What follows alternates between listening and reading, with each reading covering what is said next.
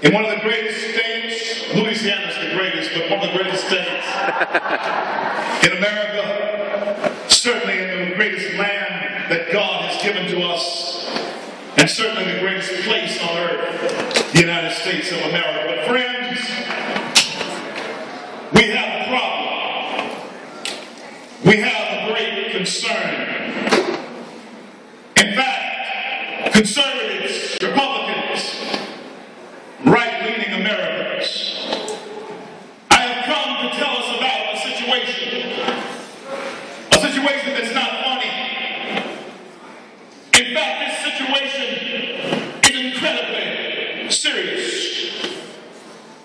There's a climate that's being created here in our country, a climate being created by progressive liberals, a climate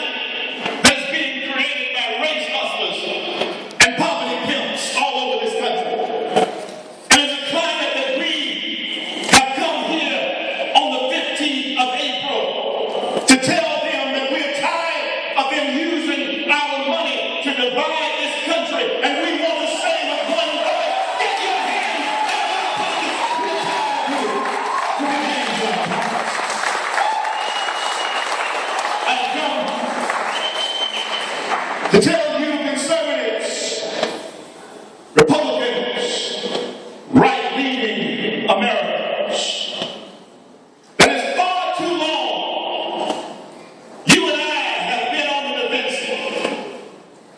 We understand that there is a couple of bad words in the liberal language. One is the word conservative. Is the word Republican. And for too long, we have been in the wrong posture. We've been in a defensive posture. We've been trying to protect ourselves against the blows that liberal progressives like to rain down upon us. We have been in a posture trying to protect ourselves against the threats that liberal progressives make against conservatives like us. But I have come to tell you that it is time for us to get out of that defensive posture and let us go on the offense. Let us launch an offensive against them. Let us launch a preemptive strike against those who will destroy us. Let us fight back. There is an army that's being raised right now, right here, deep in the heart of Texas. An army of conservatives, an army of people who will not retreat, and of people who will not apologize. There's an army that's being raised that wants to send this message to everyone around the globe today, is that we are about to elect another leader of the free world who will not apologize, who will not bow down to foreign dignitaries. We're about to raise up to them. Before I go any further, I want to know what kind of company I'm keeping here in Texas today. So I need to know, is there anybody out there who is willing to defend the Constitution of the United States and will defend the Republic of America? And on. We have a birthright, you and I, a birthright of liberty and freedom. We're endowed with that birthright, not by Democrats, not by Republicans, but we're endowed with unalienable rights from our Creator. We get our birthright from God, a call, and no man can take that away from us. We have a birthright. But it is being taken for granted by our children. Friends, hear me please. I want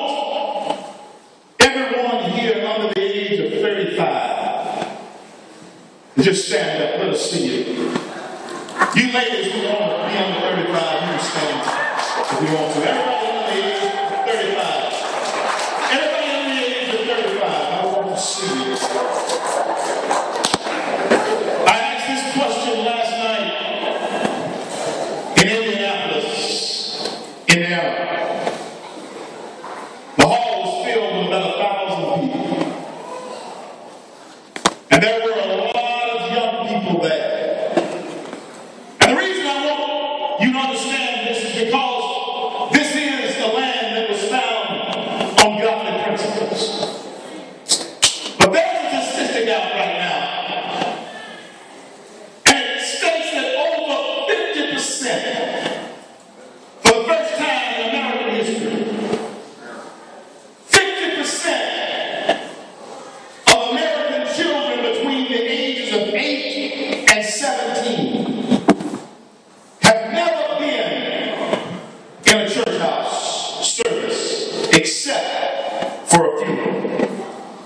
I want to sink in with you for just a minute. Here I am in my mid-50s. In 15 years, I'll be 70 years old. Actually, a little bit older.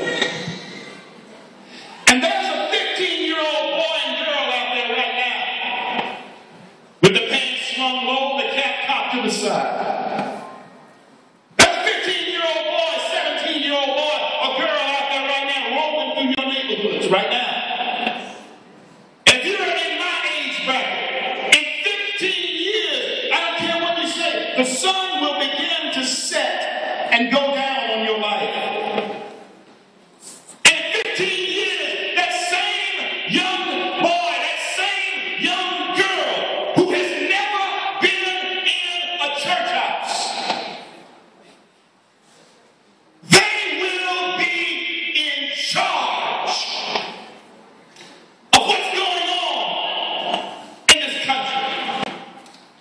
It's time now for us to take heed to what is happening here. Do you see the picture that is developing while we are sleeping? Do you see what's going on in this nation while we are asleep? Let me tell you, there is a grand design on your children. I was once the president of the NAACP in Garland, Texas, 23 years ago. I'm going to tell you why I stepped down. I was asked to speak at a pro-choice rally. Having been a Baptist minister for now 34 years, having pastored churches across this country for the last 27 years, I couldn't do that. And they decided that their attitude toward me was going to change. And it came to me that they didn't just want to control the agenda. They wanted to control me. And that is the progressive, liberal agenda in this country. And let me tell you something, it is beginning to work. Are we going to stop it? That is the question. Will we stand up against it? Is there anybody here that's still wanting to stand against that type of socialism? Let me tell you something. On the college campuses, they have brainwashed most of our children. In the high schools that your tax dollars pay for, they have just about brainwashed most of the kids in those schools. In black communities, they have brainwashed mostly all of them. And I can say this anywhere, and I will say this anywhere. You parents out there of white American kids, once they brainwash your children, game over. They already have the black kids. And if you'll look around you, they are very much busy getting your kids. Once they brainwash the white kids, the white college students, and they're doing a very good job of it.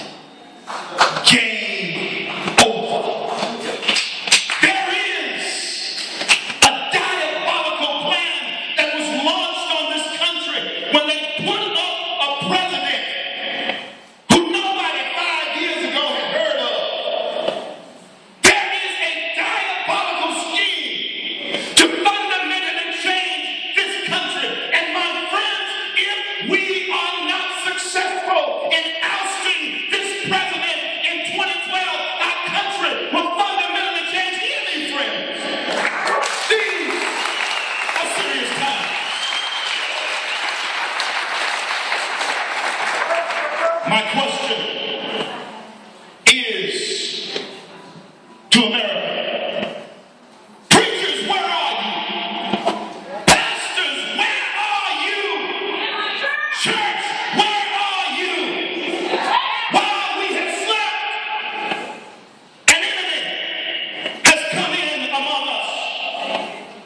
Jesus said we should render unto Caesar the things that are Caesar's, and unto God the things that are God's, which tells us that there are some things that are not Caesar's that belong to God. And we come to say in one loud voice, our children do not belong to Caesar. Our land does not belong to Caesar. Our homes do not belong to Caesar.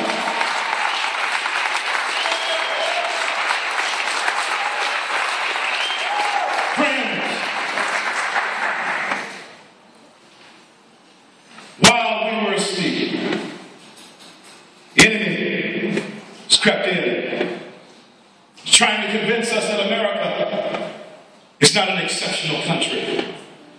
It's trying to convince us and our children that America is the bad guy on the block. But let me tell you something.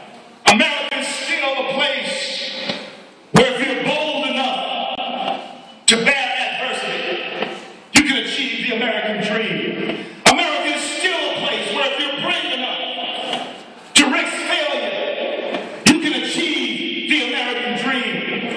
America is still a place where you can secure the blessings of liberty for yourself and your posterity. It is still the land of the free and the home of the brave, and we come here today to make certain that she remains that way.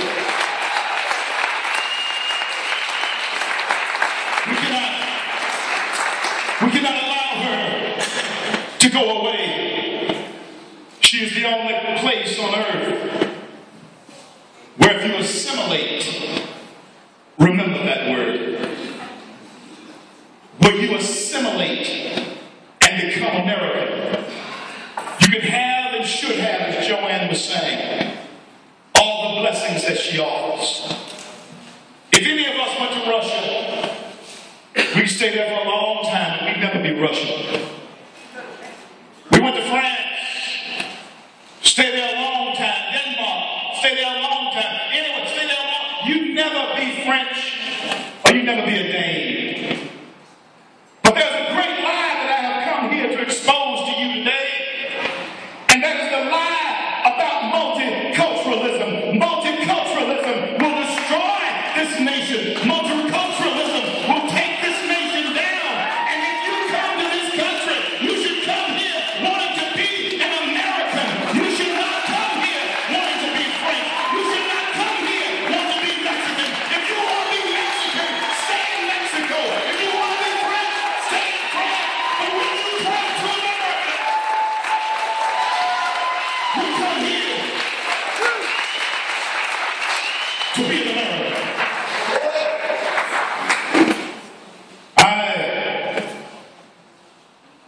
I want to tell you something. This is why we must elect a leader who, once again, like Reagan did, inspire American pride. We're tired of leaders who are livid and weak-spined. We need a man who will lead this country. We need a leader who will put swagger back into the step of America. We need a leader who will stand tall among all leaders in this world. We need an America in the White House. Our movie, Runaway Slave, deals with the fact that America is an exceptional nation. And we deal with this storyline that it does not matter if you came here on the Mayflower trying to escape the tyranny of King George, or if you came here in slave ships and chains and found yourself trying to escape the tyranny of the plantation. America has never been a place of guarantee.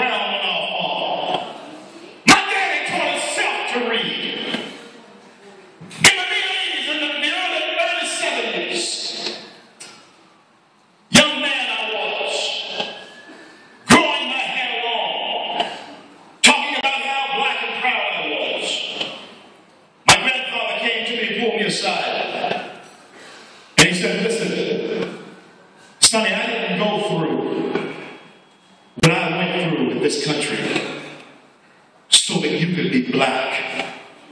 I went through what I went through in this country so you could be a free man to go where you want to go, talk to who you want to talk to, and say what you want to say.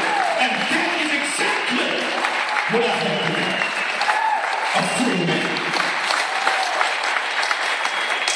And my friends, as I come to a close, you need to know that if we allow socialist ideas to invade our country, we will lose our country.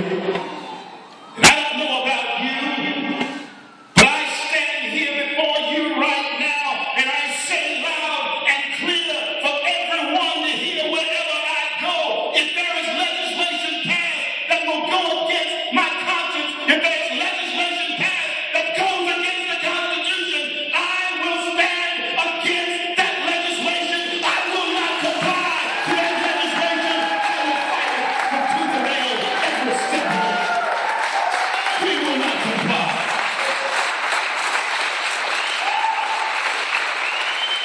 And so, my fellow Americans, there is a question that I have for you. And it's a question that you need to consider very carefully. Because if we fail in our efforts in this election cycle, we will begin to see our country fade and drift away. The liberal bloggers and the liberal media is already sending out the word that conservatism and the republic is over. And all we await is the death of the gasoline engine so that we can put algae in our gas tanks. They're already sending out the word that America's time and the sun is setting upon this country. So there's yet another question that you must consider. And this is the question. What are you prepared to do? I am not calling for anarchy. I am not calling for violent unrest. But I am asking you, what are you prepared to do? Our forefathers, 235 years ago, 36 this year, brought forth to this land a new nation, conceived in liberty, dedicated to the proposition all men were created equal. Here we stand now, my friends, on a great battlefield. And we are to determine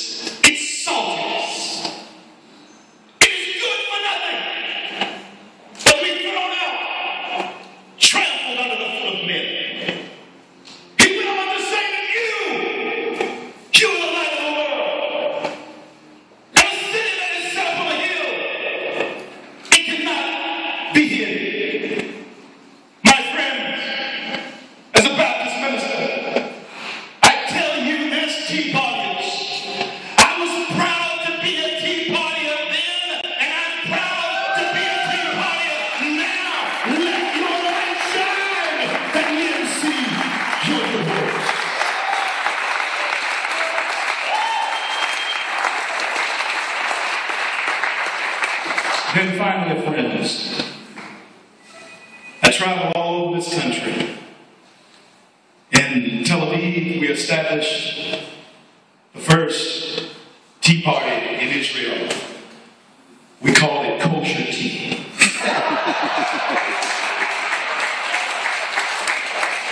With my friends, Freedom Works, Matt Kibbe and the gang, we were sitting over there by leader Dick Army.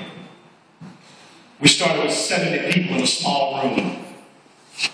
And their thirst for freedom has made them grow to over 1,000 right now in a country that's basically socialist. But I travel all over this country.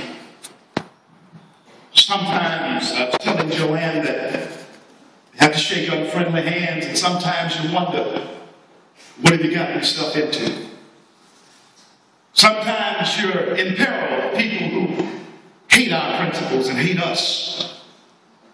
And I gotta tell you that we're in a fight this time. This isn't just some Tennessee waltz. This is a fight that we're in now. And friends, I tell you, we better win it.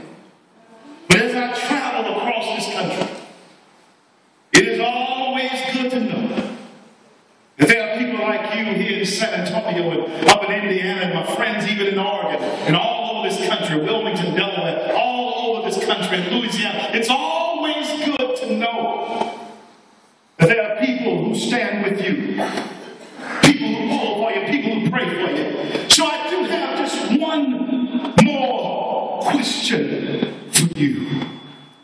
Are there any patriots out there? Is there anybody who will stand and defend the Republic of America? Is there anybody who will stand up for God and country? Stand up for America. Patriots, stand up! Stand up! Stand up! God bless you. God bless America.